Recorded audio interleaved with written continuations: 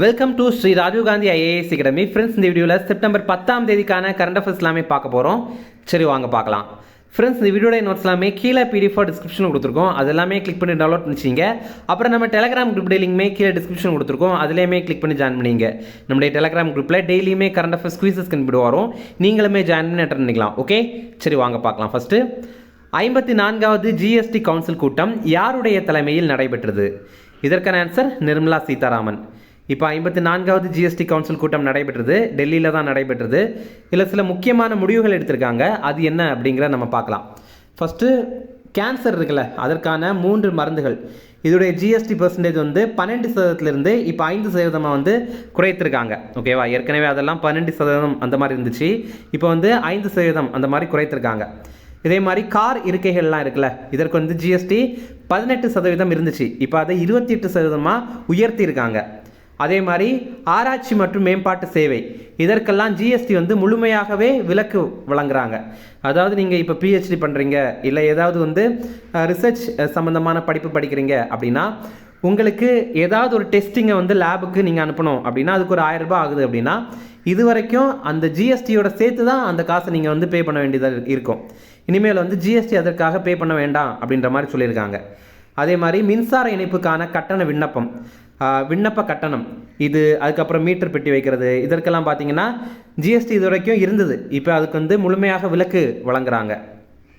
அடுத்தது, இப்போ வரைக்கும் ஆயுள் மற்றும் மருத்துவ காப்பீடு இதில் தவணையில் ஜிஎஸ்டியும் சேர்த்து நம்ம கட்ட வேண்டியது இருக்கும். அது வந்து 18% வந்து ஜிஎஸ்டி இருந்துச்சு. அப்போ நீங்கள் வந்து மாதம் ஒரு 200 ரூபாய் கட்டுறீங்க அப்படின்னா அதில் ஜிஎஸ்டியும் சேர்த்து தான் வந்து கட்ட வேண்டி இருந்தது. லைஃப் இன்சூரன்ஸ், அதுக்கப்புறம் மெடிக்கல் இன்சூரன்ஸ் இந்த மாதிரி கட்டும்போது. இப்போ என்ன அப்படின்னா, இந்த ஆயுள் மற்றும் மருத்துவ காப்பீடு இந்த தவணை தொகை மீது விதிக்கப்படுற ஜிஎஸ்டி குறித்து ஆய்வு செய்கிறதுக்காக ஒரு குழு அமைக்கப்படும் அப்படின்னு சொல்லியிருக்காங்க. அதற்கு தலைமை தாங்கிறது யாரு அப்படின்னா, பீகாருடைய துணை முதல்வரான சாம்ராஜ் சௌத்ரி அப்படிங்கிறவர். இது மட்டும் இல்லாமல் தமிழ்நாடு முதலிய மாநிலங்களுடைய அமைச்சர்கள் இந்த குழுவில் உறுப்பினர்களாக இருப்பாங்க. இந்த குழு தங்களுடைய அறிக்கையை இந்த ஆண்டு அக்டோபர் மாதத்துக்குள்ளாடி சமர்ப்பிக்கணும் அப்படின்னு சொல்லியிருக்காங்க. 55வது ஜிஎஸ்டி கவுன்சில் கூட்டம் நவம்பரில் நடைபெறும். அப்போ இப்போ விதிக்கப்படுற இந்த ஆயுள் மற்றும் மருத்துவ காப்பீடு தவணையில் இருக்கிற ஜிஎஸ்டி பற்றி வந்து முடிவு எடுக்கப்படும் அப்படின்னு சொல்லியிருக்காங்க. அடுத்தது, இவற்றில் ஆசியாவின் மிக பழமையான செய்தித்தாள் எது? இதற்கான ஆன்சர் மும்பை சமாச்சார். இப்போ பார்த்தீங்கன்னா மும்பை சமாச்சார் அப்படின்னு சொல்லுவாங்க, அல்லது பாம்பே சமாச்சார் அப்படின்னு கூட சொல்லுவாங்க. இது வந்து யார் தொடங்கினாங்க அப்படின்னா, ஃபர்துன்ஜி மர்ஸ்பான் அப்படிங்கிறவர் 1822 ஆண்டு தொடங்கியிருந்தார். இது ஆங்கிலத்திலையும் குஜராத்திலையும் வந்து வெளியாகிட்டு இருக்கு. இப்போது இது சம்பந்தமாக ஒரு ஆவணப்படத்தை அமித்ஷா வெளியிட்டிருக்காரு. அதோடைய பேர் மும்பை சமாச்சார் 200 நாட் அவுட் அப்படிங்கிறது தான். இப்போ யூடியூப்பில் கூட இந்த ஆவணப்படம் இருக்குது, நீங்கள் வேணும்னா கூட போய் பார்க்கலாம். ஓகேவா? இந்த மும்பை சமாச்சார் இது நம்ம இந்தியாவிலேயே செயல்பட்டு இருக்கிற மிக பழமையான செய்தித்தாள். ஆக்சுவலி சில செய்தித்தாள் வந்திருக்கும், அதுக்கப்புறம் வந்து அது அப்படியே நின்றுருப்பாங்க. இப்போ எக்ஸாம்பிள் பார்த்தீங்கன்னா 1780 ஆண்டு இந்தியாவுடைய முதல் செய்தித்தாளாக பெங்கால் கேசட் வந்து தொடங்கியிருந்தாங்க. ஜேம்ஸ் அகஸ்டஸ் கிக்கி அவர்கள் தான் வந்து தொடங்கியிருந்தார். அவர் தொடங்கிட்டதுக்கப்புறம் கொஞ்ச நாளில் அதை வந்து மூடிட்டு வந்து போயிட்டார். ஓகேவா? அது வந்து ஒழுங்காக ஓடலை, இல்லை அப்படின்னா அது தேவையில்லை அப்படிங்கிறதுக்காக அதை அப்படியே க்ளோஸ் பண்ணிட்டு போயிட்டார். ஆனால் இந்த மும்பை சமாச்சார் பார்த்தீங்கன்னா 1822 ஆண்டிலிருந்து இப்போ வரைக்கும் டெய்லி இந்த பேப்பர் வந்து வந்துட்டு இருக்கு. அப்படி பார்க்கும்போது நம்ம இந்தியாவில் செயல்பட்டு இருக்கிற மிக பழமையான செய்தித்தாள் அப்படின்னா அது இதுதான். அடுத்தது, குரங்கு அம்மை முதல் முறையாக எப்போது கண்டறியப்பட்டது? இதற்கான ஆன்சர் 1958. குரங்கு அம்மை இது 1958 ஆண்டு முதல் முறையாக டென்மார்க்கில் குரங்கு கிட்ட தான் கண்டுபிடிச்சிருக்காங்க. அதுக்கப்புறம் 1970 ஆண்டு காங்கோ நாட்டில் மனிதர்கள் கிட்ட கண்டுபிடிச்சிருந்தாங்க. 1970 இப்போ கண்டுபிடிச்சாங்கல்ல, அந்த கண்டுபிடிச்சது தான் முதல் முறையாக மனிதர்கள் கிட்ட கண்டுபிடிச்சிருந்தாங்க அந்த டைமில் தான். அதுக்கப்புறம் உலக சுகாதார அமைப்பு WHO அமைப்பு இருக்குல்ல, இந்த நோயை அவசர நிலையாக அறிவிச்சிருந்தாங்க. இப்போ ரீசெண்டாக தான் அறிவிச்சிருந்தாங்க. அவங்க இதில் இருக்கிற வெஸ்ட் ஆப்பிரிக்கன் கிளேட் 1 அப்படிங்கிற கேட்டகரியில் இருக்கிற இந்த குரங்கு அம்மை நோயை தான் இந்த அவசர நிலையாக வந்து அறிவிச்சிருந்தாங்க. இப்போ இந்தியாவில் சில இளைஞர்களுக்கு இந்த நோய் இருக்கிறது உறுதி செய்யப்பட்டிருக்கு. ஆனாலும் அவங்களுக்கு இருக்கிறது வெஸ்ட் ஆப்பிரிக்கன் கிளேட் 2 வகை பாதிப்பு. அதனால் பயப்படுற அளவுக்கு ரொம்ப பிரச்சனை இல்லை அப்படின்ற மாதிரி சொல்லியிருக்காங்க. ஓகே, இந்த குரங்கு அம்மை பற்றி பார்க்கலாம். இதை மங்கி பாக்ஸ் அப்படின்னு சொல்கிறாங்க, அதே மாதிரி எம்பாக்ஸ் அப்படின்னு சொல்கிறாங்க. ஓகேவா, இதோடைய அறிகுறிகள் என்னென்ன அப்படின்னா கைகள், கால்கள், மார்பு, முகம், வாய், இந்த மாதிரி உடலில் இருக்கிற எல்லா பகுதிகள்லையும் முதல்ல சொறி வரும். அதுக்கப்புறம் என்ன ஆகும்னா அந்த சொறி வந்து அப்படியே கொப்பளமாக மாறும். அதுக்கப்புறம் கொஞ்ச நாளில் அது வந்து சரியாயிரும். அப்புறம் நார்மலாக அது வந்து காஞ்சி போயிடும். ஓகேவா, இதை தவிர காய்ச்சல், தலைவலி, தசைவலி இந்த மாதிரிப்பட்ட பாதிப்புகளும் ஏற்படுது. ரொம்ப அரிதாக ஒரு சில இறப்புகளும் நடக்குது. இது ரொம்ப அதிகமாக 18 வயதுலேருந்து 44 வயது ஆண்களை பாதிக்கிறதுக்கான வாய்ப்பு இருக்குது அப்படின்னு சொல்லியிருக்காங்க. ஃப்ரெண்ட்ஸ், நம்ம ராஜீவ்காந்தி ஐஏஎஸ் அகாடமியில் டிஎன்பிஎஸ்சி குரூப் 1, குரூப் 2, குரூப் 4 எக்ஸாமுக்கான பாடப்புத்தகங்கள் எல்லாமே இருக்குது. எல்லாமே தமிழ்லையும் இருக்குது, அதே மாதிரி இங்கிலீஷ்லையும் இருக்குது. இது நீங்கள் பார்த்தீங்கன்னா இந்த புத்தகம் சம்மந்தமான ஏதாவது உங்களுக்கு தகவல் தெரியணும் அப்படின்னா நீங்கள் ஸ்க்ரீனில் தெரியுற இந்த நம்பருக்கு கால் பண்ணி பேசிக்கலாம். இது பார்த்தீங்கன்னா நீங்கள் மொத்தமாக வாங்கிக்கலாம். அதே மாதிரி உங்களுக்கு தேவைப்படுற புத்தகங்கள் மட்டும் வேணும் அப்படின்னா கூட நீங்கள் கால் பண்ணி ஆர்டர் பண்ணி வாங்கிக்கலாம்.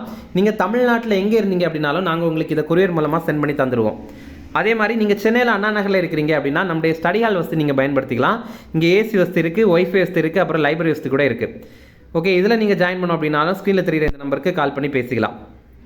அடுத்தது, இந்தியா வளைகுடா ஒத்துழைப்பு கவுன்சிலின் முதல் வெளியுறவு அமைச்சர்கள் கூட்டம் எங்கே நடைபெற்றது? இதற்கான ஆன்சர் ரியாத்.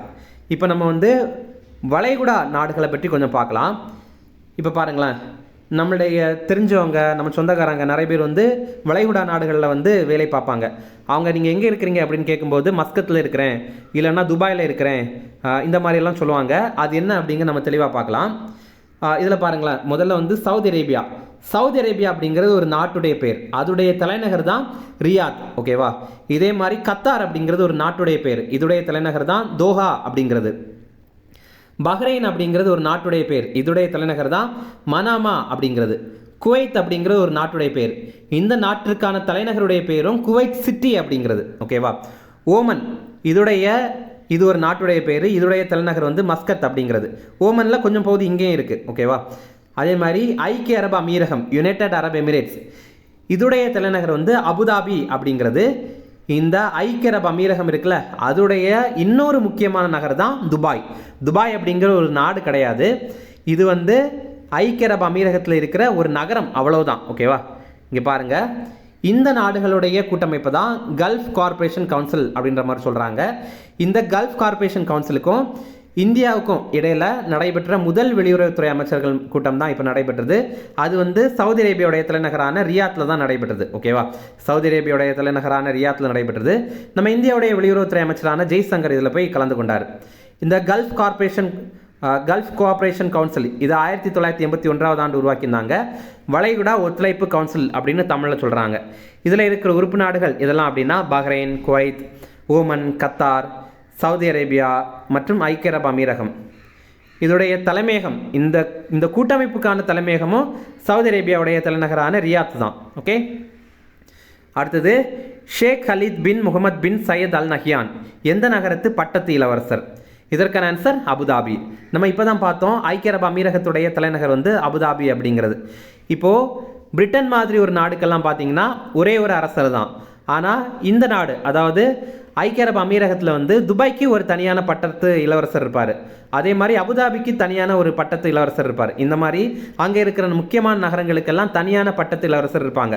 அப்படி பார்க்கும்போது இப்போ அபுதாபியோடைய பட்டத்து இளவரசர் தான் ஷேக் ஹலீத் பின் முகமது பின் சையத் அல் நஹ்யான் அப்படிங்கிறவர். இப்போ இவர் நம்ம இந்தியாவுக்கு அரசு முறை பயணமாக வந்திருக்காரு. மகாத்மா காந்தி நினைவிடத்தில் இவர் மரக்கன்று ஒன்று வந்து நட்டு வைத்தார். இப்போ இந்தியாவுக்கும் ஐக்கிய அரபு அமீரகத்திற்கு இடையில் எரிசக்தி துறையில் 4 ஒப்பந்தங்கள் வந்து கையெழுத்திட்டிருக்காங்க. அது என்னென்ன அப்படின்னு பார்க்கலாம். முதல்ல பராக் நியூக்ளியர் பவர் பிளான்ட் அப்படிங்கிறது ஐக்கிய அரபு அமீரகத்துடைய முதல் அணு ஆலை. ஓகேவா, இங்கே வந்து இதோடைய செயல்பாடு மற்றும் மேலாண்மைக்காக இஎன்இசி அப்படிங்கிற நிறுவனமும் NPCIL அப்படிங்கிற நிறுவனமும் ஒப்பந்தம் போட்டிருக்காங்க. இஎன்இசி அப்படின்னா எமிரேட்ஸ் நியூக்ளியர் எனர்ஜி கம்பெனி அப்படிங்கிறது. அதுக்கப்புறம் NPCIL அப்படின்னா நம்ம இந்தியாவை சேர்ந்த நிறுவனம், nuclear power corporation of India limited அப்படிங்கிறது. அதே மாதிரி ADNOC Abu Dhabi national oil company அப்படிங்கிற நிறுவனமும் நம்ம இந்தியாவை சேர்ந்த இந்தியன் ஆயில் கார்ப்பரேஷன் நிறுவனம் சேர்ந்து ஒரு ஒப்பந்தம் போட்டிருக்காங்க. இது எதற்காக அப்படின்னா ரொம்ப நீண்ட காலமாக LNGயை விநியோகம் பண்ணோம் அப்படிங்கிறதுக்காக தான். LNG அப்படின்னா லிக்விஃபைட் நேச்சுரல் கேஸ் அப்படிங்கிறது. திரவமயமாக்கப்பட்ட இயற்கை எரிவாயு அப்படிங்கிறது அது வந்து நம்ம அந்த நாட்டிலேருந்து இங்கே வந்து வாங்க போகிறோம், அதற்கான ஒப்பந்தம் போட்டிருக்காங்க. இதே ஏடிஎன்ஓசி இருக்குல்ல, அது கூட நம்ம இந்தியாவை சேர்ந்த ஐஎஸ்பிஆர்எல் அப்படிங்கிற நிறுவனமும் ஒப்பந்தம் போட்டிருந்தாங்க. ஐஎஸ்பிஆர்எல் அப்படின்னா India strategic petroleum reserve limited அப்படிங்கிற நிறுவனம். இப்போ நம்ம இந்தியாவில் கச்சா எண்ணெயை சேமிக்கிறதுக்காக இந்த ஏடிஎன்ஓசி நிறுவனத்துடைய பங்களிப்பு நமக்கு தேவைப்படுது. அதற்காக தான் இந்த ஒரு ஒப்பந்தத்தை போட்டிருக்காங்க. அடுத்தது நம்ம இந்தியாவை சேர்ந்த உர்ஜா பாரத் மற்றும் இதே ஏடிஎன்ஓசி நிறுவனத்து கூட இன்னொரு ஒப்பந்தம் போட்டிருக்காங்க. இது என்ன அப்படின்னா அபுதாபியில் இருக்கிற எண்ணெய் வளங்களை கண்டுபிடித்து அதை உற்பத்தி பண்ணுறதுக்காக தான் இந்த ஒரு ஒப்பந்தம். ஓகே, இதை தவிர இந்தியாவில் வந்து உணவு பூங்காக்கள் அமைக்கிறதுக்காக அபுதாபியோட இளவரசர் வந்து குஜராத் மாநில அரசு கூட ஒரு ஒப்பந்தம் போட்டிருக்காரு. அடுத்தது முக்கியமான ஒரு கூட்டு பயிற்சி இருக்குது, எக்ஸசைஸ் யுத்த அபியாஸ். நம்ம எப்போவுமே ஒரு கூட்டு பயிற்சி பார்க்கும்போது 3 விஷயங்கள் நோட் பண்ணணும். முதல்ல அது எந்த 2 நாடுகளுக்கு இடையே நடைபெறுது அப்படிங்கிறது பார்க்கணும். இது இந்தியாவுக்கும் அமெரிக்காவுக்கும் இடையில நடைபெறுது. இரண்டாவது, இது என்ன வகையான பயிற்சி அப்படிங்கிறத பார்க்கணும். இது ஒரு இராணுவ பயிற்சியா, இல்லை விமானப்படை பயிற்சியா, இல்லை இது ஒரு கடற்படை பயிற்சியா அப்படிங்கிற பார்க்கணும். இது ஒரு இராணுவ பயிற்சி. மூன்றாவதாக இது எங்கே நடைபெற்றது அப்படிங்கிறது நோட் பண்ணணும். இது பார்த்தீங்கன்னா ராஜஸ்தானில் இருக்கிற பிகானரில் இருக்கிற மகாஜன் துப்பாக்கி சுடும் பயிற்சி மையத்தில் தான் நடைபெற்றது. இது 20வது பதிப்பு. ஓகே, அடுத்தது நம்ம தமிழ்நாட்டுடைய முக்கியமான ஒரு மொழிபெயர்ப்பாளராக இருந்த செல்லப்பன் அப்படிங்கிறவர் இப்போ மரணம் அடைந்துட்டார். அவரை பற்றி பார்க்கலாம். இவர் வந்து சிவகங்கை மாவட்டத்தை சேர்ந்தவர். இவருக்கு வந்து சாகித்ய அகாடமியுடைய மொழிபெயர்ப்பு விருது வழங்கியிருந்தாங்க. இதற்காக அப்படின்னா ரவீந்திரநாத் தாகூர் எழுதின கோரா அப்படிங்கிற புத்தகத்தை தமிழ் மொழியில் அவர் மொழிபெயர்ப்பு செய்தார். அதற்காக இவருக்கு சாகித்ய அகாடமி அமைப்புடைய மொழிபெயர்ப்பிற்கான விருது வந்து வழங்கியிருந்தாங்க. அடுத்தது தமிழ் வளர்ச்சித்துறையுடைய பாரதிதாசன் விருது, இதை இவர் 2006வது ஆண்டு பெற்றிருந்தார். அதே மாதிரி தமிழ் வளர்ச்சித்துறையுடைய சிறந்த மொழிபெயர்ப்பாளர் விருது, இது 2016வது ஆண்டு வந்து பெற்றிருந்தார். அடுத்தது இம்பார்ட்டன்ட் டேஸ் பார்த்தீங்கன்னா தாக்குதலிலிருந்து கல்வியை பாதுகாப்பதற்கான சர்வதேச தினம், இது செப்டம்பர் 9ஆம் தேதி, நேற்றைய தினம்தான். இது ஐநா சபை அறிவித்த தினம், 2020வது ஆண்டு அறிவித்திருந்தாங்க. இந்த ஆண்டு 5வது தினத்தை நம்ம வந்து கடைபிடிக்கிறோம். ஓகே ஃப்ரெண்ட்ஸ், நம்ம நேற்றைக்குள்ள கரண்ட் அஃபேர்ஸில் பார்த்தீங்கன்னா உலக தற்கொலை தடுப்பு தினம் வந்து செப்டம்பர் 9 அப்படின்னு சொல்லியிருப்போம். அது அப்படி கிடையாது, இன்றைக்கி தான் வந்து அந்த தினம், அதாவது செப்டம்பர் 10ஆம் தேதி தான் அந்த தினம். நம்ம வந்து நேற்றைக்குள்ள கரண்ட் அஃபேர்ஸ் பிடிஎஃப்பில் வந்து அதை கரெக்ட் பண்ணிட்டோம். நீங்கள் வந்து கரெக்டான பிடிஎஃப் வந்து டவுன்லோட் பண்ணி பாருங்கள். இந்த மாதிரி தப்பு முடிஞ்ச வரைக்கும் வராமல் பார்த்துக்கிறேன். Okay, sorry friends. இனி வந்து ரிவிஷன் பார்க்கலாம்.